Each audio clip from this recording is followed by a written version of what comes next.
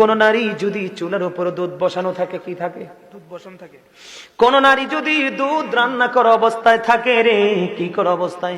দুধ রান্না করা অবস্থায় দুধ যদি চুলার উপরে থাকে, ঠিক এই মুহূর্তে যদি স্বামী তাকে ডাকে, আমার নবীজি বলছেন চুলার উপরে দুধ রেখে তুমি স্বামীর ডাকে চলে যাও। জোরে জোরে কন্যা সুবহানাল্লাহ। বলে হুজুর দুধের কথাটা কেন বললেন? কিসের কথা? দুধের কথা কেন বললেন?